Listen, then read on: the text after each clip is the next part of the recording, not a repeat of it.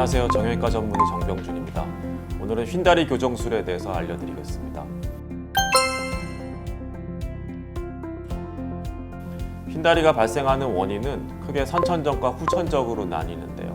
대부분은 후천적인 요인에 의해서 심화되는 경우가 많습니다. 평소에 다리를 꼬는 습관을 가지고 있거나 오랜 기간 바닥에 앉는 좌식 생활을 하는 경우에 휜다리가 되는 데 영향을 줄 수가 있습니다. 휜다리 증상을 예방하기 위해서는 평소의 생활 습관 개선이 필요한데요.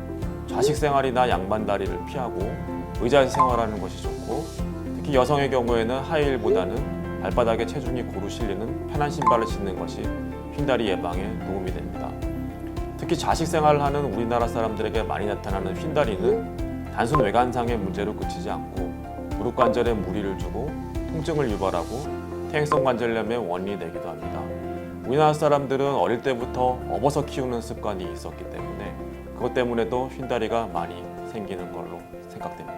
나아가서 신체 밸런스를 붕괴시켜서 허리, 목, 어깨, 머리까지 통증을 유발할 수 있기 때문에 방치하지 않고 빠른 시일 내에 치료하는 것을 권장합니다. 무릎 안쪽의 퇴행성 관절염과 함께 O자형 다리, 휜다리가 된 경우에는 근위경골 절골술로 큰 효과를 볼 수 있습니다. 무릎이 휘게 되면 무릎 안쪽으로 힘이 많이 가게 되고 무릎 안쪽의 내측의 관절염이 빨리 진행하게 됩니다. 그래서 이 근위경골 절골술은 무릎 관절이 휜 방향이 아래쪽 뼈 일부를 잘라낸 뒤에 벌어진 틈을 기구를 이용해서 고정하거나 자신의 뼈 또는 인체뼈와 유사한 재료로 이용해서 메워주는 수술입니다. 무릎 아래 정강이 뼈를 바로잡아서 휜다리를 교정하고 인체 체중의 축을 연골이 정상인 바깥쪽으로 옮겨서 안쪽 관절염의 진행을 막아줍니다. 이 수술은 주로 40세에서 60세 사이에 비교적 젊고 매우 심하지 않은 관절염을 가진 환자분에게 적합하고 무릎 안쪽에만 퇴행성 관절염이 있어야 되고 다른 부분은 정상을 유지하고 있는 경우에 특히 효과적입니다. 다만 20도 이상의 교정이 필요한 아주 심한 오다리인 경우나 다리가 15도 이상으로 안 펴지는 경우, 골다공증으로 뼈가 약한 경우, 염증이 심한 경우에는 다른 수술, 인공관절 치환술 등을 고려해 봐야 합니다. 따라서 정밀 검사를 통해서 신체의 구조적인 문제를 먼저 파악한 후에 본인에게 가장 적합하고 최적화된 치료법으로 진행하는 것이 좋습니다.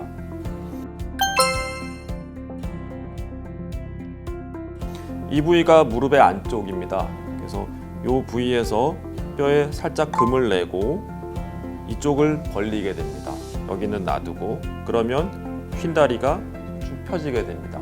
그래서 이 벌림 틈새에는 내 뼈나 이 인체뼈와 유사한 조직으로 속을 메꾸게 되고 뼈를 부러뜨려 놨으니 그때는 이와 같은 금속 나사와 플레이트라는 철판으로 고정을 하게 됩니다.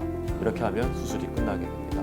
이 철판은 보통 한 1년 뒤에 다시 뽑는 수술을 하게 됩니다.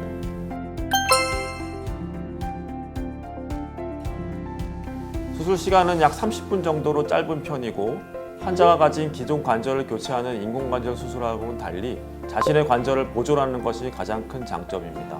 따라서 수술 후에도 예전처럼 무릎을 사용하는 데 큰 지장이 없고 근육, 신경, 혈관 손상을 최소로 하기 때문에 수술의 회복도 빠른 편입니다. 또한 연골, 힘줄, 인대, 뼈 등을 제거하지 않고 자기 관절을 최대한 사용하면서 관절염을 치료하고 인공관절 수술 시기를 늦출 수 있다는 장점이 있습니다. 또한 휜다리를 교정해서 신체가 무릎에 주는 하중을 골고루 분산시켜 통증을 줄여주고 인체의 전반적인 균형을 잡아주기 때문에 신체 불균형으로 인해 발생할 수 있는 각종 근골격계 질환과 관절, 척추 질환을 예방할 수 있습니다. 수술 후에 한 달 정도는 목발과 보조기를 착용해야 되기 때문에 수술 직후에 과격한 운동은 피하는 것이 좋겠습니다. 감사합니다.